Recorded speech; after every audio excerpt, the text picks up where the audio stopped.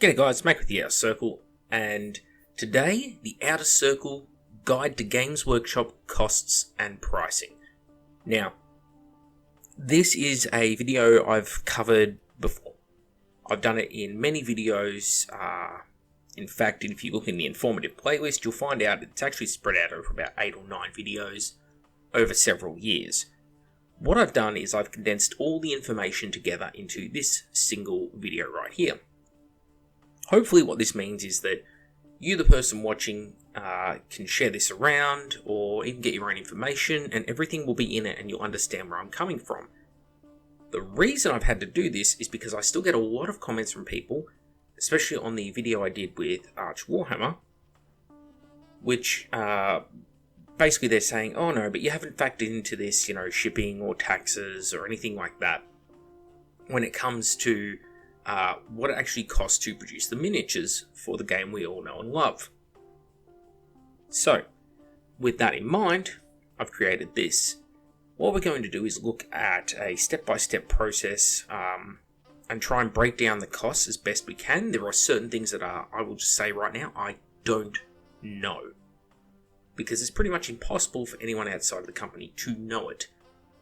Now, this will be things like specific labour costs for upper management, their wages, basically, the amount of time that actually goes into the production of something, but we can extrapolate based on industry experience, and I have a lot of industry experience, and know a lot of people in different parts of the industry who have a lot of experience. So, wherever it's relevant, I will point out when I'm taking a guess, but I will also point out the exact cost for things as I go, so that you can follow along and see where I get my figures from in order to completely understand the equations. So, without further ado, let's get started. So, first thing that happens with the production of models is the pre-production process. This includes, but is not limited to, the basic design and the labour. So that is to say, they come up with the models themselves in this process. Next, we have the production of the model where the sprues are physically made. This will incur costs such as the mould, the machine itself, and the labour of the people working on the machines, as well as performing maintenance on the machines and the moulds. Transport and logistics. This includes national and international shipping. We also have the storefront, which includes rent, which we also will share with transport and logistics, and I'll explain why later, and labour. So these are the key areas we need to look at in today's video. Hopefully you like the little infographics I've created here. I've just did these up in Paint. Hopefully people get the idea of what each symbol means. So, pre-production. Pre-production includes the initial concept, design of the product, the projected cost, the planned sales approach. Is the item a loss leader, such as a start collecting set or a starter box, where you're going to sell proportionally more miniatures than you normally would for less price? Is it going to be a regular retail priced item, so tactical marine box on the shelf? Is it a high-end specialist piece, such as a store anniversary model, limited production run, that kind of thing? As well as the initial test piece and approvals. It's all done in this design step. The design process begins at the concept for a model. It includes conceptual art as well as digital sculpts, 3D masters, and approval/reworking of designs until acceptance occurs. So this might be where they say we want to design a new faction. They'll do a bunch of artwork for the faction. It'll go out to the sculptors. The sculptors will design a bunch of models. Then it has to go through their management as well as marketing for approval to say whether or not they like the models and think they can sell them and what they can sell them for. Once that all happens, it's only then the model goes into production. The cost for this process is an unknown. However, a high-end private commission of a 28 scale model generally costs around $250 US. Now this is averaged out. There are people who are higher end sculptors who may charge you more. If the model is going to be used for a private one-off commission, there's no production on their end, this is the sort of cost you might expect. This can go up or down based on several factors. Labour costs are the costs associated with the person side of the project. such as the sculptor, the conceptual artist, the marketing staff, and the management of their departments. Cost is unknown as it varies based on the number of people involved in the process and the length of time spent on the development of each kit. With the ability to save and import previously designed digital parts, sculpt times have dropped dramatically over the last decade. Now, I mention this because if you have a Space Marine, like a Primaris Marine, you have built these models essentially digitally, and whenever you want to make a new model for that faction now, you can grab an existing file and change it slightly. No different to people who are maybe writing an essay at school and just hit cut and paste a few times here and there, right? Same process. A little bit more complicated, but I've dabbled in 3D design. Anyone who's done a bit of 3D printing has also probably dabbled in a bit of 3D design. It is not crazy hard to do. So moving on from there, we have the actual production side of things. Production encompasses the creation of the mold, the purchase and installation of machinery, the raw materials involved, and the labour cost required to produce and package said products. Labour costs vary. However, due to automation of the machines, workers running multiple machines in a supervisory role, it is impossible, again, to accurately account for their wages. It is safe to assume that workers earn not much over minimum wage. The engineers and maintenance staff are likely to earn much more, and it will be the best paid floor workers. But, of course, can you call an engineer a floor worker? Debatable. The molds themselves can be constructed from a variety of different materials. Aluminium is the lightest and has the best thermal properties. That means it's very easy to heat, very easy to cool, very predictable what's going to happen to the material as it heats up or cools down. It's a very good molding material, and a lot of the molds I work with are created with aluminium with this in mind. However, the downsides are it's softer and more easily damaged. The cost, it's moderate. Steel dies, on the other hand, are the cheapest. However, steel requires constant maintenance to prevent corrosion. These dies are also extremely heavy in comparison to other dies. Now, you might use something like stainless steel, but the machining on these dies and such is painful because they can be incredibly hard. On top of that, the different alloying materials in them, pricey stuff. Chrome is not cheap. Vanadium, not cheap. Molybdenum, not cheap. Titanium is the highest end die material.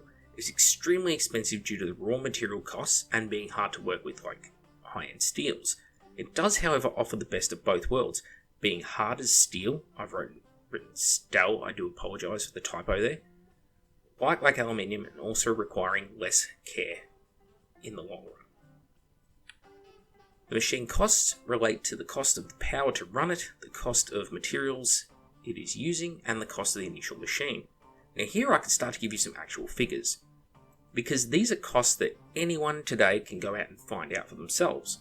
So for instance, $25 US for 14 pound of styrene beads. Now this is the non-commercial rate that I've given, and it's the most expensive rate, because it's what you, who doesn't buy a lot of this stuff, can walk in off the street and buy the product for.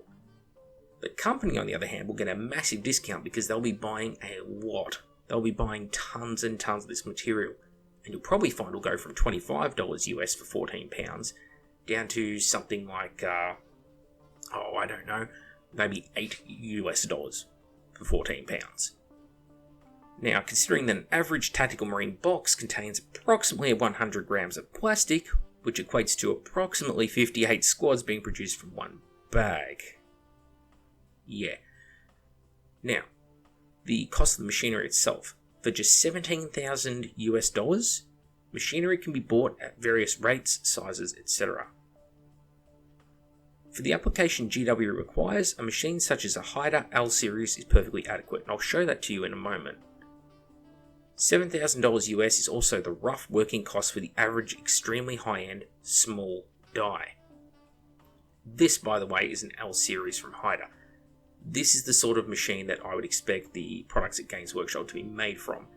Now, I come from the die making and plastic injection molding industry, and this is the sort of machine I would pick for that application. Not saying it's the one they use, but it's the type of machine, and that is the actual cost I could buy it for today. Now, on top of this, we have the transport and logistics. We have national and international shipping. The transport costs are the costs associated with moving a product from the manufacturer to warehouses and storefronts.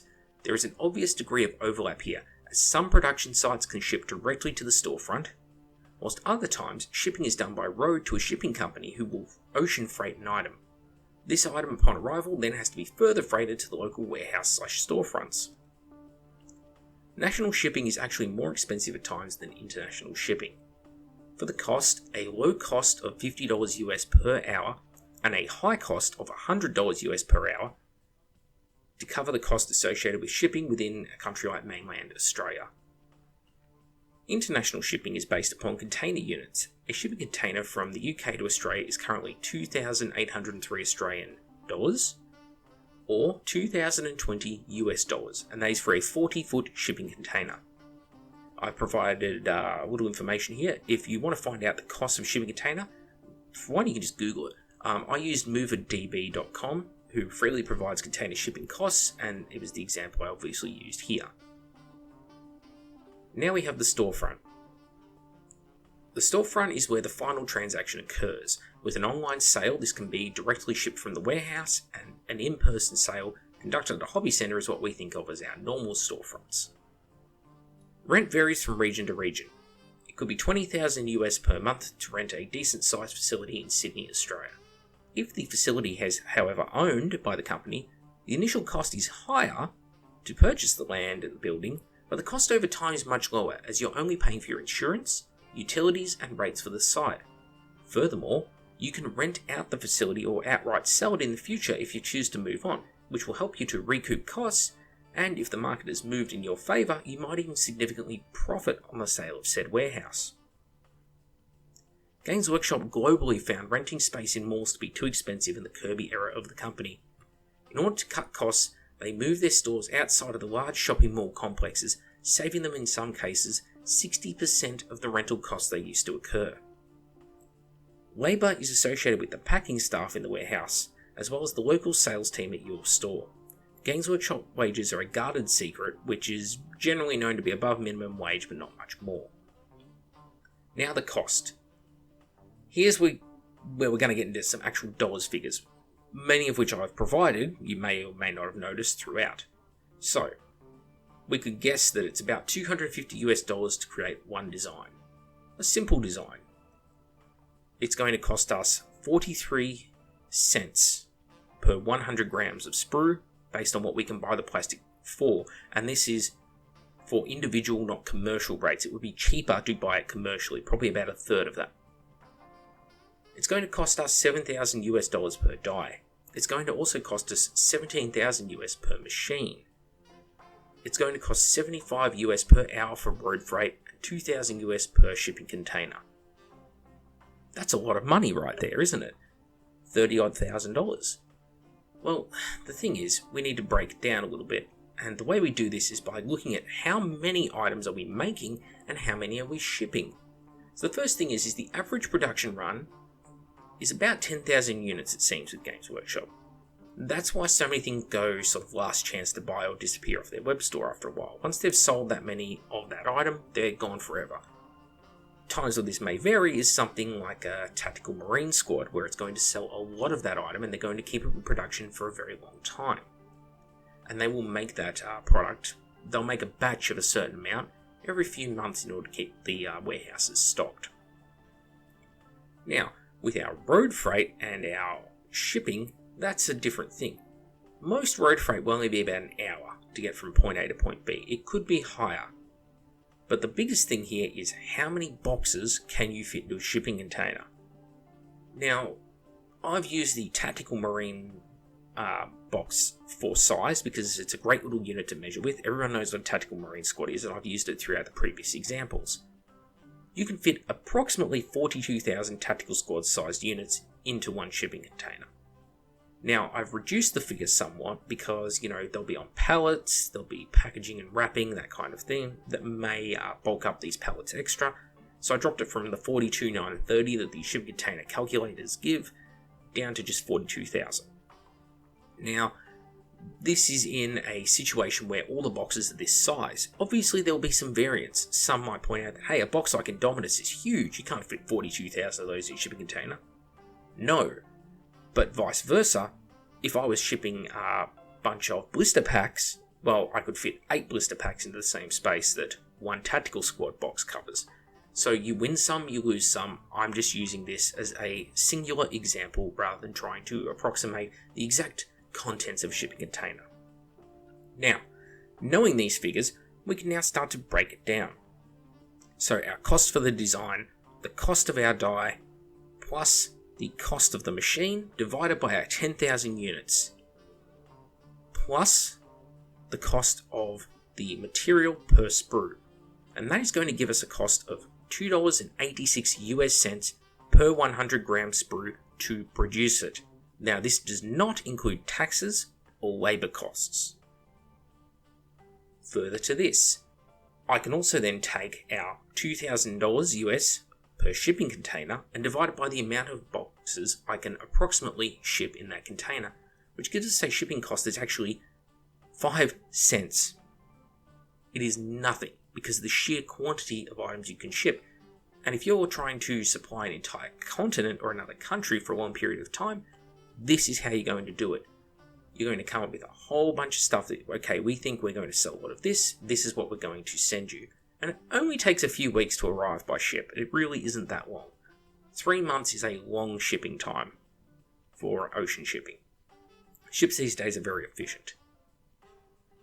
So, we now have these costs. There's an assumption we have to make, and this is a big one. My assumption is that about probably 20 people are involved in the labour process over the entire duration of the production and distribution. If each person works for 1 hour at $30 US per hour, which is an inflated figure because I have to factor in those people who are higher up in the chain and who are earning more, there's a labour cost of about $600. Now, the time actually spent greatly varies, because a forklift driver, he may be moving a pallet with 200 kits on it and maybe only working on it for a single minute or two, picking it up off the shelf and putting it on a truck. Whilst the digital sculptor, he may have spent 4 hours on the job. I simply don't know, but I can extrapolate based on my own experience in the industry. Now, whilst I could spread out the labour cost over 10,000 units, it's too imprecise, so I'm only using rough figures to suggest what it could cost in labour for a single production run. That leaves us with this. If it costs us $2.86 US per 100 gram sprue and 5 cents per box to ship internationally, that's a combined cost of $2.91 US per box for production cost. However, on top of that $2.91, you have to add labour, taxes, and your national shipping. Because the international shipping only gets it from where it's made to your country, but it's still got to move around within your country. And the labour, of course, well, we don't know what that is, but it's not going to be much. If you took a $600 labour cost to produce 10,000 boxes and spread out over the 10,000 boxes, that's so low it isn't going to even count as 1 cent. And the taxes varies in America from state to state. In Australia, it's just a flat 10% and approximately a 5% import tariff. Approximately. It does vary based on the value of the item. So a tactical squad price in the US currently is $49 US, plus these taxes, plus the national shipping. So if we take away the known cost from that, which is $2.91, that leaves us with a box that in reality, after all the expenses are paid, is somewhere in the $46.09 area, which includes the profit, plus labour, plus rent, which needs to be taken away from that.